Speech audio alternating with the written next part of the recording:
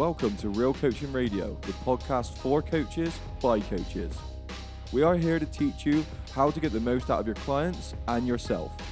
This is where beauty meets the beast, brains meet brawn, and science meets, well, bro science. Welcome to Real Coaching Radio.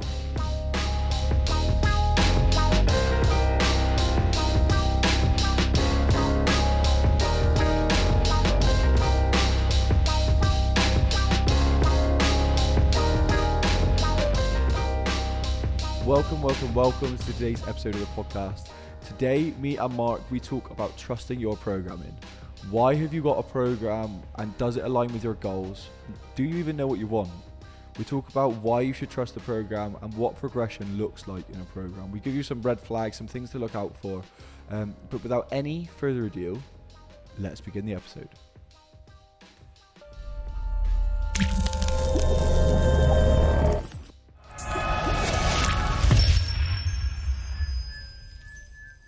It's really, really hot.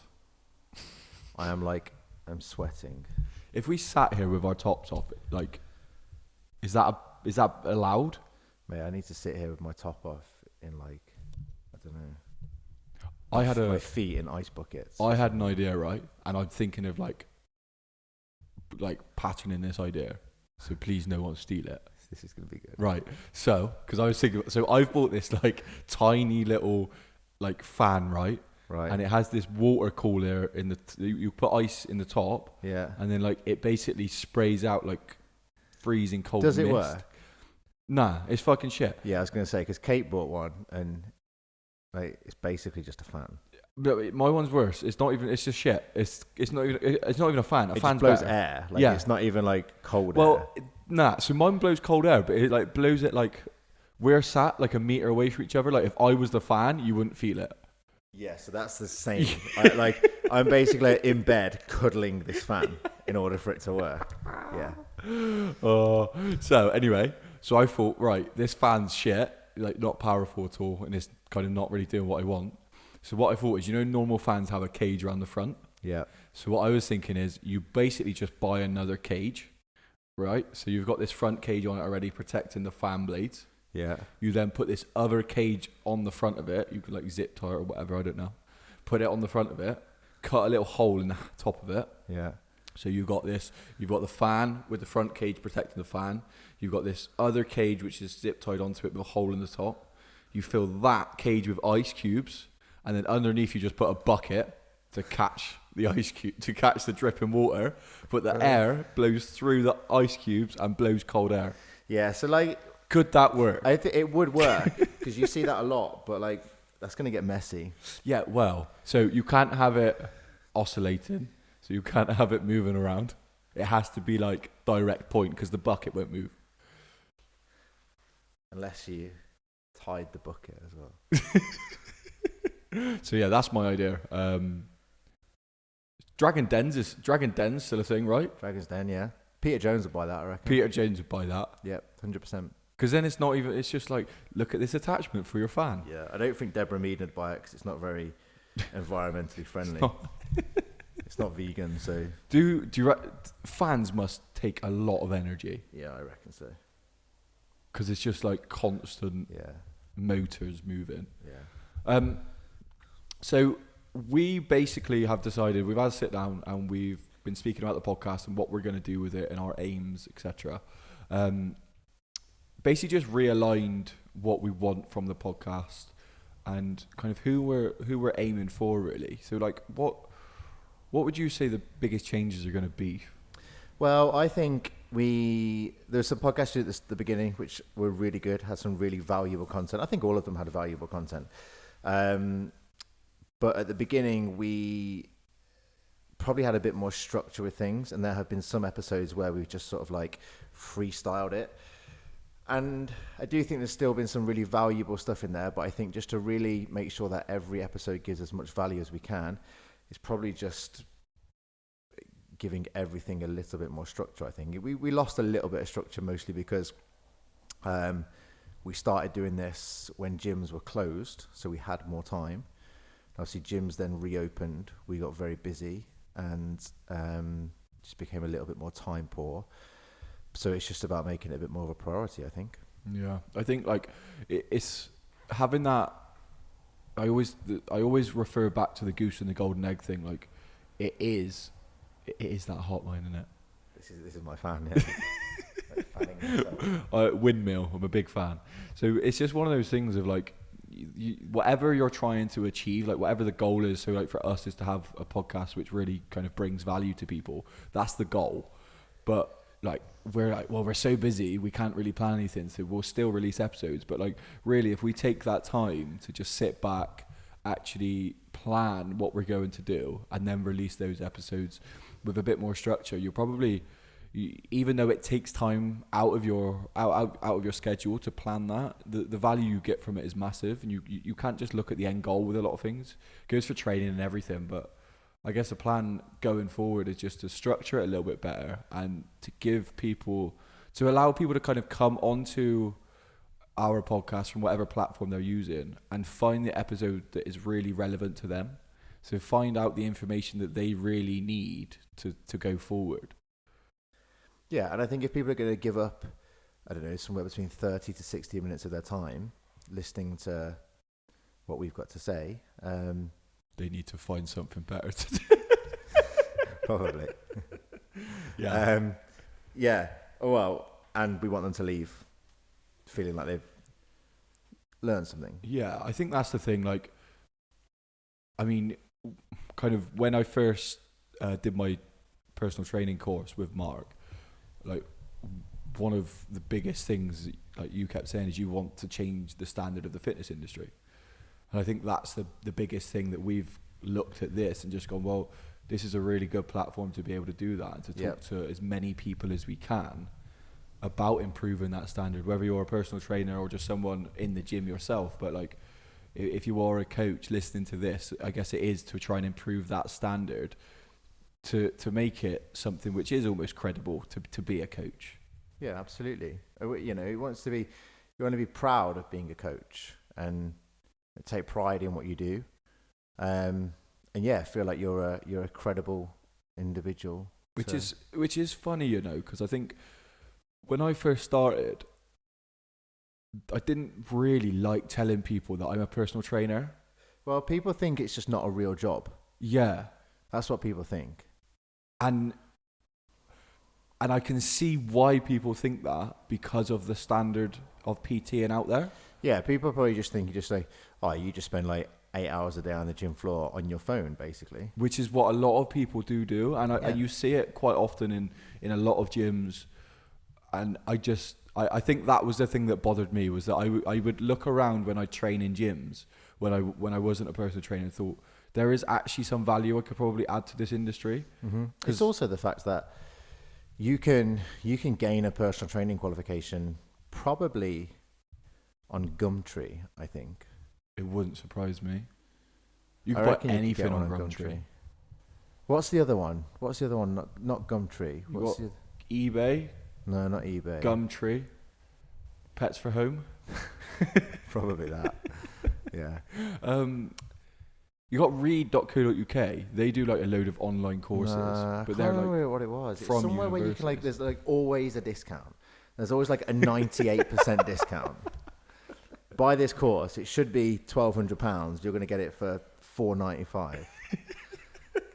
You'll be qualified by Monday. Yeah, it is one of those things that it just kind of it is really easy to enter, and the way that we can improve it is as like practitioners, as people who are coaches, is to just be credible with what we do and to try and improve it by giving a really good service and really understanding the service that we do give and what we should be given, I guess. Yep.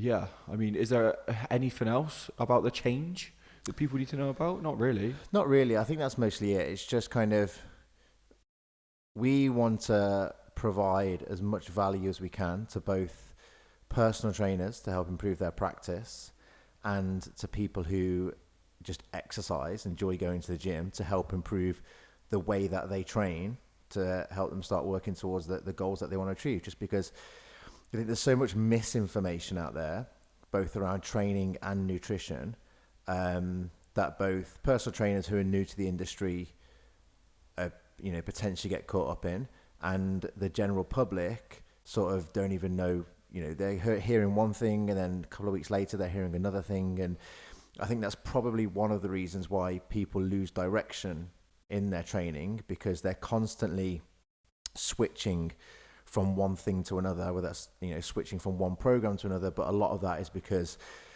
every 3 days on social media there's this new program that's coming out that's reinventing the fitness industry, and it's now the only way to get results. Whereas in reality, if you look a little bit deeper and look beyond that, you'll see that every successful program that's ever been created has been based around a strong set of principles. And I think we want to try and ensure that people understand what those principles are, so that whether you just go into the gym and exercise, you can either create your own programs, or if you're a coach, you're better at creating programs for clients, and can therefore give a better service and can therefore help people achieve their goals. I think ultimately that's what our aim is. Yeah, to improve the standard of the fitness industry, we have to be able to talk to as many people as possible, and we can do it on personal training courses to try and to train the trainers that are coming through.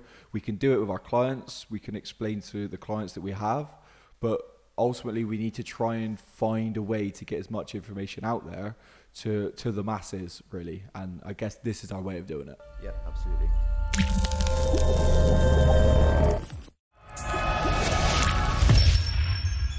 So, Mark, today's episode is all around trusting your program.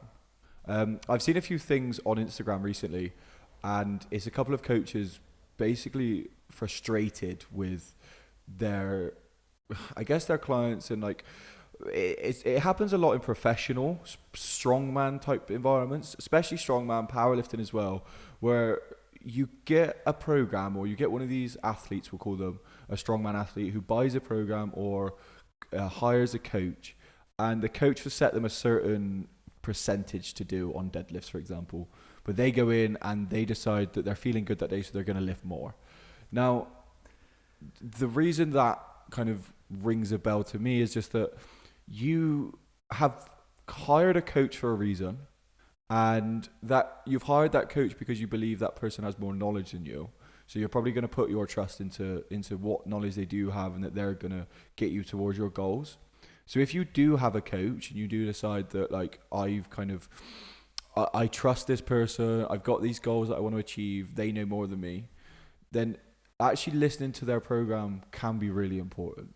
And I think there's a couple of questions you need to ask yourself around this.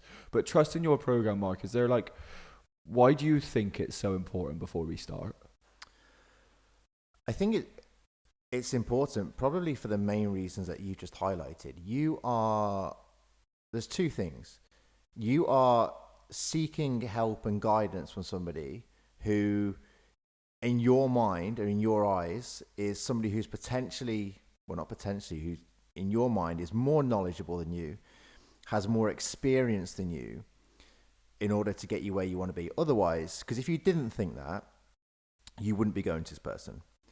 And then also there's more than likely a financial commitment. So you're paying money to receive this program that we're talking about, and then all of a sudden you're kind of just going off track. And I potentially see why people go off track, because if there's a possibility that you have found the coach that you're working with through social media, and we all know that everybody on social media puts up the highlights of their training. They put up the 1 rep maxes, they put up the 3 rep maxes, they put up all the good stuff.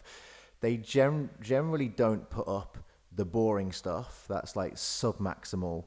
They don't put up the fails. They don't put up the warm-up and preparation work that they do, because they think that people don't want to see it. So what you're doing is you're watching this person lift. As an example, let's stick with like the strongman type scenario that you're talking about. You watch somebody on Instagram deadlift crazy amount of weight, and they go, oh my God, they're hella strong. Like, I want to be that strong.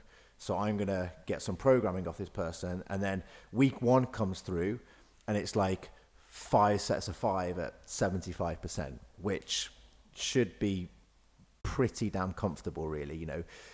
85% would get quite hard, but you've been given 75. All of a sudden, you're just like, oh, this is easy. This isn't going to work. So in the notes, people are like, oh, it says 75%, but I added an extra 20 kilos because it felt easy. And it's just like, well, why, really? Yeah.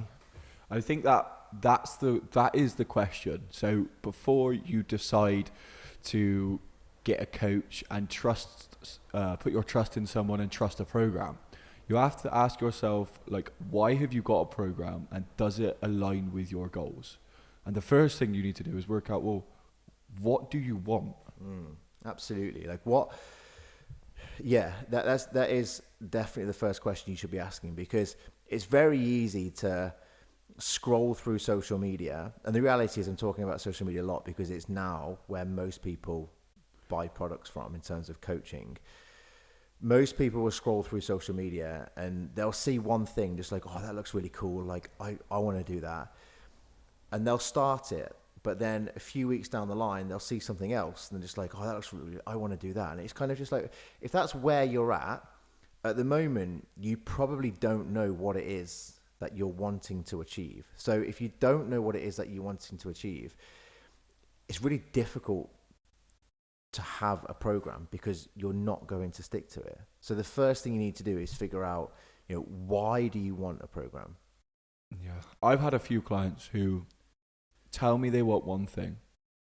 So it would be, right, our goal is to gain strength.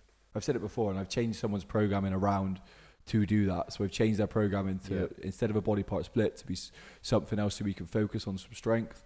And then they didn't like that. And in the same message, they were like, but I want to grow my shoulders.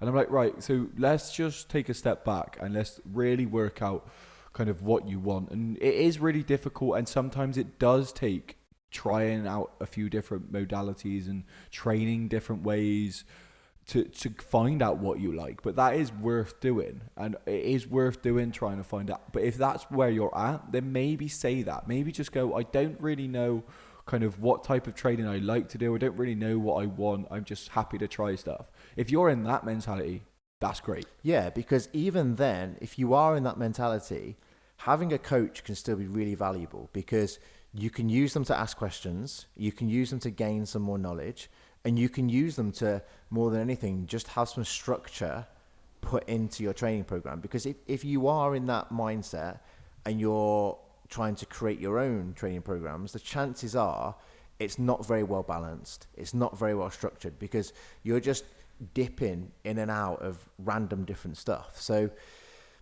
even if that is where you're at, having a coach would still be really valuable. Just as Charlie said, you need to be quite honest with your coach in terms of just like, look, I don't really know what I want to achieve.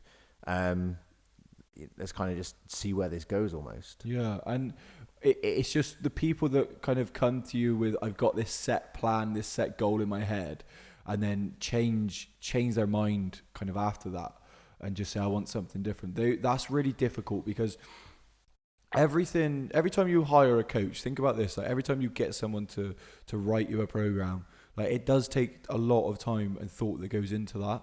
And if you're not really aligned with it, it can be quite frustrating. Like me personally, when I've written a program, and I think this goes down to if you're a coach listening and you maybe do online training as well. I know me and Mark kind of program different ways. Like I will pretty much write 4 weeks at a time, whereas Mark has a rough guide of 4 weeks or 12-week plan in his head, and will write basically it week by week. And the one benefit of doing it week by week is if people change their mind or if things happen, you haven't got anything in stone.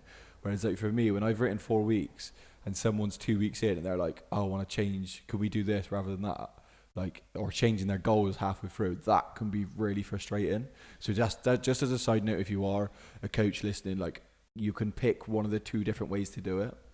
But I suppose if you have worked out your goals and you have worked out you want, then when you do kind of get a program, you have to ask yourself, is this program does this program align with my goals? Is this something I actually want to do? For example, if I say I want to get stronger, but I don't really want to put the effort in to get stronger, like, does that program align with my goals?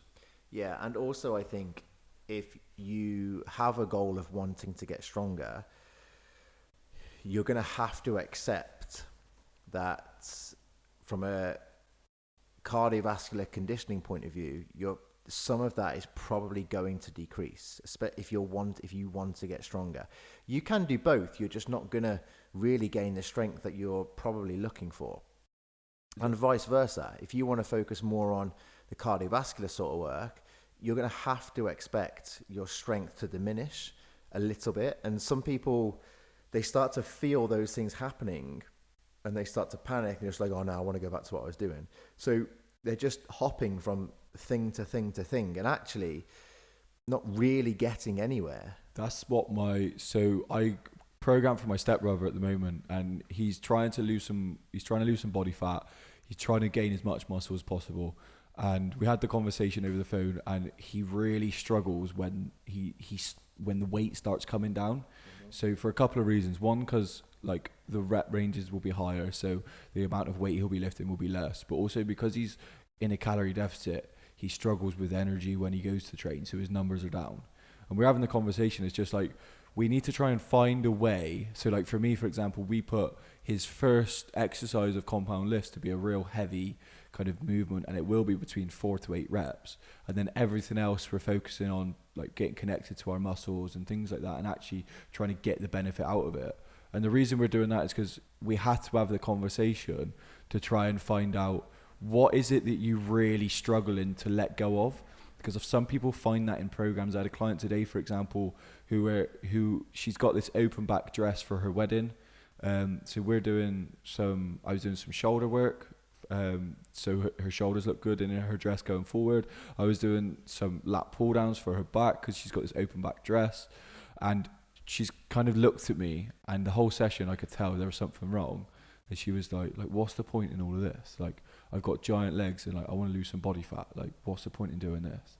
And the reason I'm saying these things is like, having a coach to program for you can be better than just buying a program off of the internet sometimes, because you can speak and have these conversations with the coach, and they can almost help you work out like, what are my goals and what is the program that's going to align with my goals, but also align with my mentality.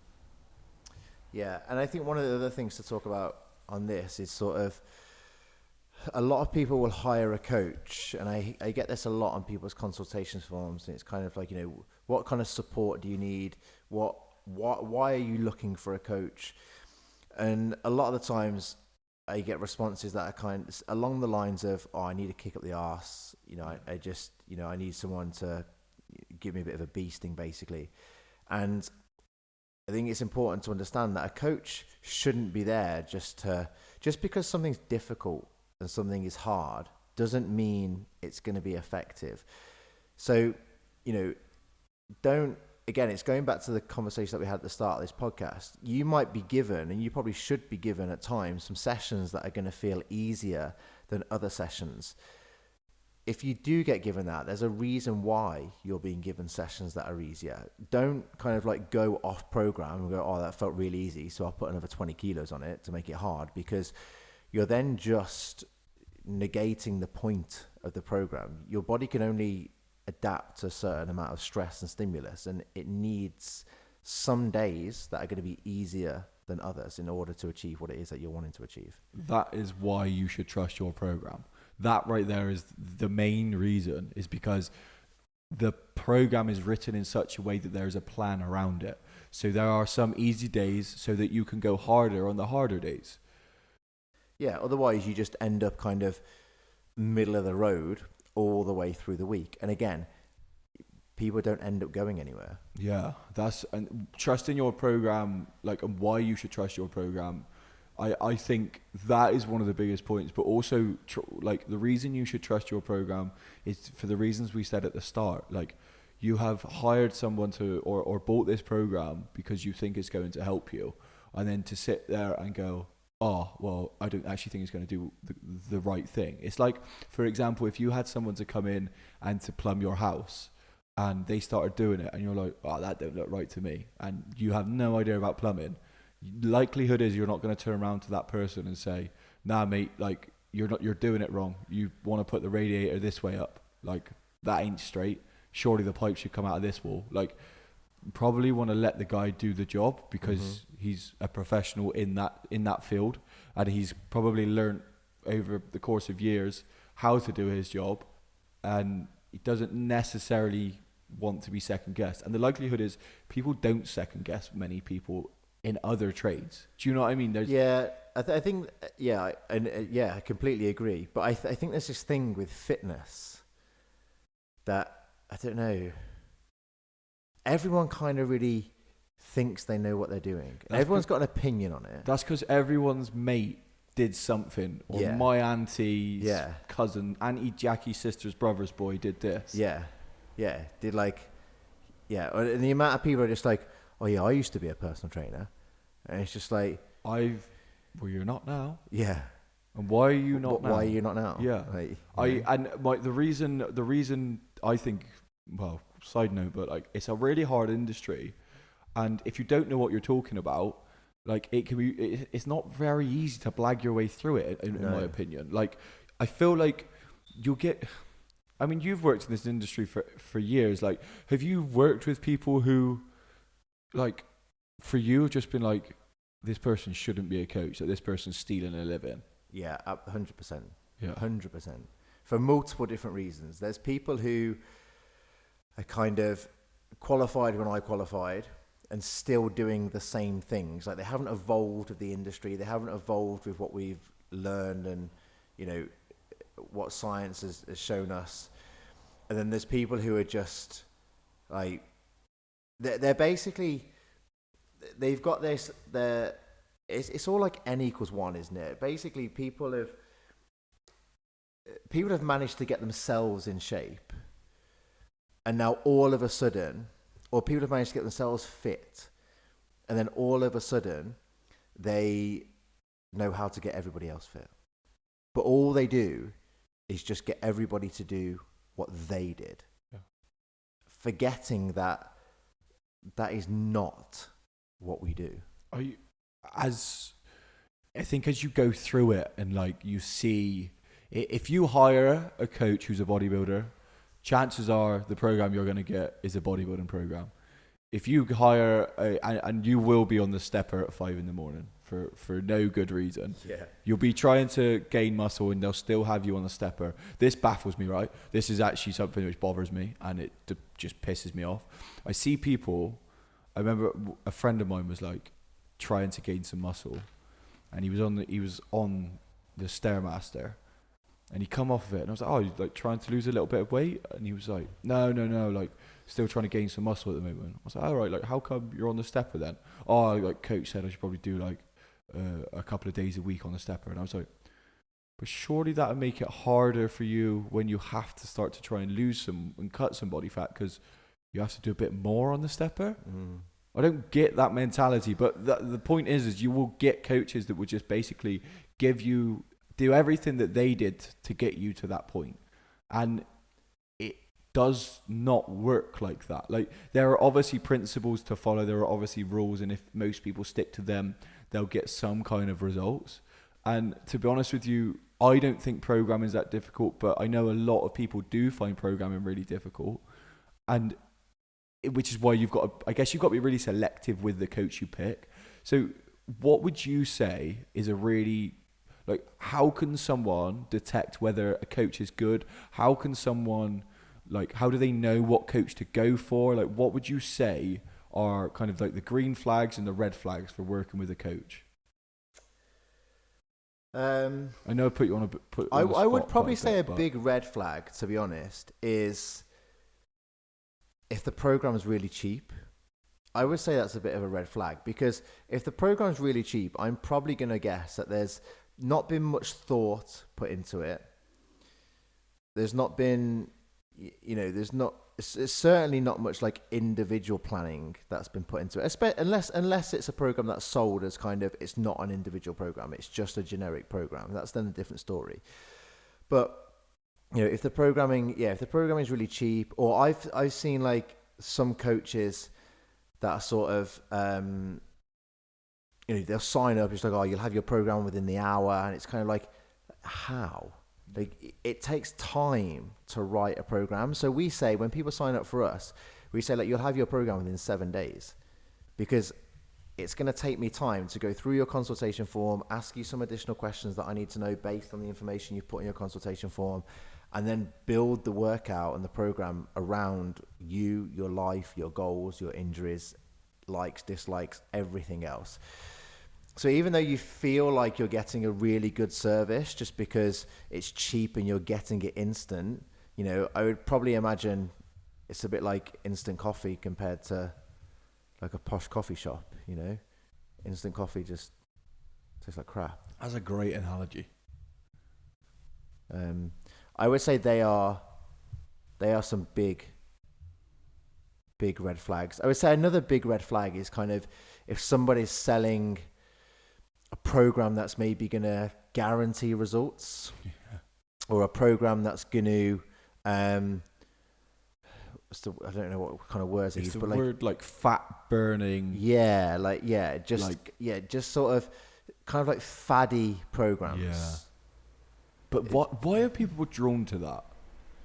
Because that baffles me. Like, there are people that really do get drawn to this whole thing of like, well, this program like says it can get me abs within like 4 week abs. Yeah. And it's like, it's madness, isn't it? I think that's my biggest problem with transformation photos is like, I don't think transformation pictures, like 12-week transformation pictures or 8-week transformation pictures, don't really show anything other than someone's really disciplined and someone can get really addicted to something. Like, I don't think it really shows much like, where is that person going to be in 12 years? Yeah. Because that's the question that I always think when you see someone who's gone through a 12-week transformation and the coach has managed to get them there. Like, what the diet initially does not bother me. It's all, for me, is all about the habits that build the diet after the diet. It's all about the stuff that goes into making this a long-term thing. And anytime I see an 8-week transformation, like if someone's selling like, oh, this is my summer 12-week transformation bundle, like I get people sell it for money, and people sell it because it works, because people see that and go, that's what I need to do. And I've even like thought about doing stuff like that in the past. But I guess the reason I didn't was because like it just doesn't align with how I believe it should be. I think that's it. Like, if you coach with morals and you coach with integrity, I don't think they're things that should be sold. I don't have a problem with people wanting to achieve, so like your client that you spoke about earlier, who's trying to train for a wedding, so there's a specific end goal. I don't have a problem with that. But also, I think there's questions around still, well, what's going to happen after the wedding? Like, nobody, like, just sell long-term programming. Like, where are you going to be in 5 years, 10 years, 20 years, 30 years, 50 years? Like, because you still need to maintain your health and fitness. Everyone's just like, oh, I want to get here in 8 weeks. It's like, well, great. You can get there in 8 weeks if you live under a rock for 8 weeks. But then what's going to happen for the next 8 weeks? Yeah. That's the thing. It's that whole. We've already had the conversation. I've said you have to promise me that whatever happens, that we are still going to work together, even if it's just on an online basis, or even if it's just once a month that we work together, so we can still try and work on these habits that have kind of got you to these goals. But how are we going to sustain them, or at least in the 12-week period that we work together? In that 12 weeks, I would have had so many conversations with her that at least some of the things that I've mentioned kind of would have stuck with her. And I think that's the thing. That's it. She's going to be educated along the way, isn't she? Yeah. So she's going to leave even after 12 weeks having some education, as opposed to just purchasing some one-off PDF of a 12-week program where she's not going to gain any education. She just, potentially just eats nothing and trains hard. Yeah, that any idiot with a stopwatch can make you sweat. Remember that. Like, really remember that. I guess those are kind of the main things to think about, like why you should trust your programming. What does progression look like in a program? Because I think talking about like red flags and things like that, it almost points you in the direction of, well, okay, so how do I know that the service that I'm getting or the program that I'm getting is actually going to get me to my goals? Because I've been working with this woman, right? She had her dress fitting the other day and she fitted into her dress. And Right. before this, she couldn't fit into her dress. Right. So she's been working with me, and everything we've been doing, like, we haven't been doing tons of cardio. We've been doing hardly any cardio, and we've got her to that place where she can, and that's working on habits. That's coming to me 2 times a week, so she doesn't even need to go that much. And we've managed to fit her into her dress. And still this morning, she was going like, "Why am I doing this? Like, I need to do," and I'm like, "Did I or did I not get you to the point where you could fit into your dress? Like, has the program not got you to that point?" Yeah, it has. Okay. So, like, trust me here. Yeah. So how do you know that so she still has that fear that the program's not going to get her where she wants to be? And how would someone who has the same fear kind of squash that? What do I look for? How do I know that I'm progressing? How do I know that I'm going towards my goals? Well, I think you've clearly just shown her. I think some of the ways is like, we're just clearly, if you can, you need to make sure that throughout the program you're tracking and you're monitoring something, whether that be you're monitoring body weight, you're monitoring measurements, you're monitoring strength, you're monitoring fitness levels, whatever it might be, whatever the objective of the program is really. Because if you are monitoring it and you are tracking it, probably on a weekly basis, then you've got something to, if you do have those questions with the client or those conversations with the client, you've got something to come back with and go, look, this was your goal. This is what we're tracking. This is what's happening. So we are moving in the right direction. Whereas if you're kind of just going through the program, not really tracking anything, sooner or later, you're A, going to stop getting results, and you're going to get lost. So in terms of what progression should look like, it's going to completely depend on the goal, but there's multiple ways that we can track progress and we can monitor progression. I think given the time as well, like, if, for example, before giving it the time, if your coach is asking you to do something and you don't do it, then you don't really have a leg to stand on when it comes to not trusting the program, because you're not really following the advice, you're not really following the program as such. And that's the thing that I kind of want to like bang home about, is that it's really difficult to let go of your personal way of training, the way that you like training or the way that you eat. It's really difficult to let that go. But if you don't start to make the changes that the coach is obviously suggesting or that the program says, and do train in a certain way, then it's really hard for you to know whether it's the program or whether it's just your lack of sticking to the program. Yeah. I'd argue it was probably, if it's a good program and a good coach, I'd probably say it was the latter. Yeah, the program is only as good as the adherence, isn't it? So the program can be amazing, but if you're not adhering to the program, of course you're not going to get your results. So you have to, you're being asked to do things. Hopefully you're being asked to do things for a reason. And there's logic and there's some method behind why you're being asked to do things. So if you don't do them, and then, there's that saying, isn't there? Something along the line, you don't expect the result. What was it? Don't expect the results you didn't work for, or something along those lines. Yeah. I can't remember what it is word for word, but that sounded like it. It's close. I almost want to Google it. The only other one I know is, the only other one I know I've just forgot. It's something like don't expect the results you didn't work for, something like that. So but basically you're the one. Whether you're a client or whether you're the exerciser, that doesn't have a coach and just doing it, you're the only person that can get the result. The coach can give you all the tools to help you get these results, but at the end of the day, You are the one doing the work. You're the one in the gym doing the squats, doing the deadlifts, meal prepping, whatever it is you need to meal prep, eating whatever it is you need to eat. You're the one that's doing that. So you have to take some responsibility and some accountability for it. I think people come to a coach and just think, oh, well, I've got a coach, like they're going to do everything for me. Just like, not really. Well, obviously we spoke about kind of intent when exercising before. And that's the thing, like, if you're trying to gain muscle or build strength, if you're not following the rules and trying to progressively overload, like, it's going to be really difficult to do that. If you're trying to increase your endurance and you're running less and less each week, like, it's probably going to be pretty difficult to increase your endurance doing that. So whether or not there is a program there, again, if me and Mark followed the same program and I added weight every week and he didn't, like, I'd get probably more results than he would.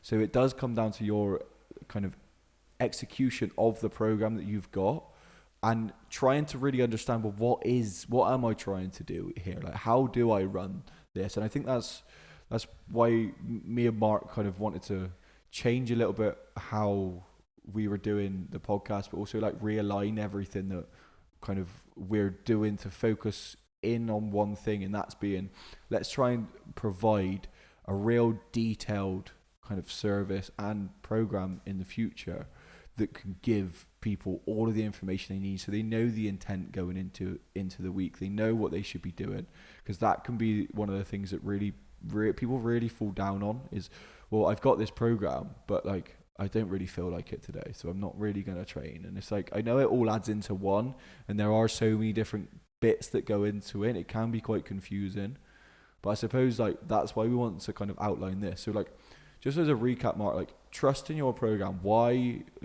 should I trust my program? What are the main points? What are the take-homes? Because you are seeking guidance and advice from somebody who you see as credible and more knowledgeable than you. Correct. It's that simple. And again, those red flags that we spoke about before, these kind of fad programs that are coming out, this kind of quick turnaround of like copy and paste programs, in the sense of programs that guarantee results. Yeah. Like, just, yeah.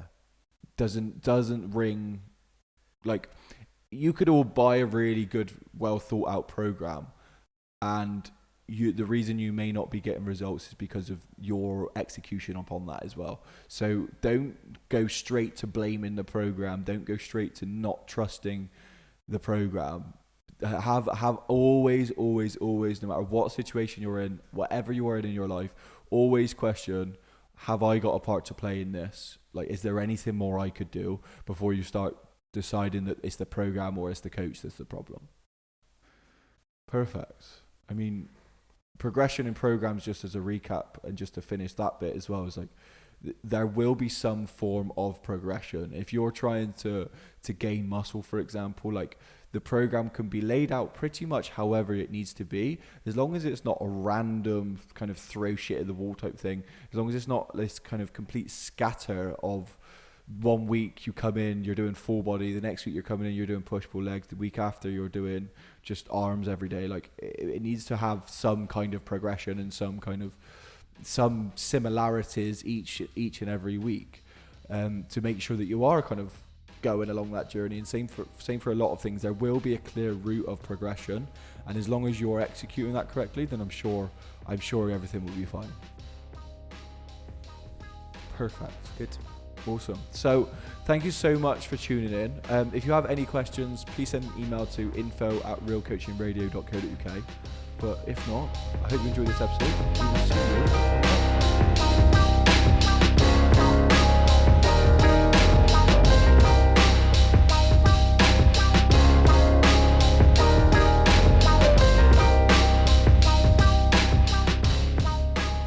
Thank you so much for tuning in to today's episode of the podcast. Hopefully you liked the new structure. You can kind of never really tell what's going to work until you start doing it. And I guess that's the same with training, and kind of like what we mentioned at the start of this podcast, is that you may not know what you want to do, but the best thing you can do is try different things and just be open and honest about that. And like, if you don't really know what goals you have, or you don't really know what you want to achieve, then it's that's completely fine. Just kind of be open with that and open with your coach, or open to try new things, I guess. So if you do want to kind of get in touch with us, you can email us info@realcoachingradio.co.uk. If you are looking to join the coaching world and enhance your education, please head to www.myptcourse.com. There are level 2 and level 3 courses that can help you get started on your fitness career and journey. If you are looking for help with your training, then you can head to origin-series.com, www.origin-series.com. If you're like really into your training, if you kind of are looking to get to the next level, if you are looking to really improve where you're at, then that could be a really good place for you to head.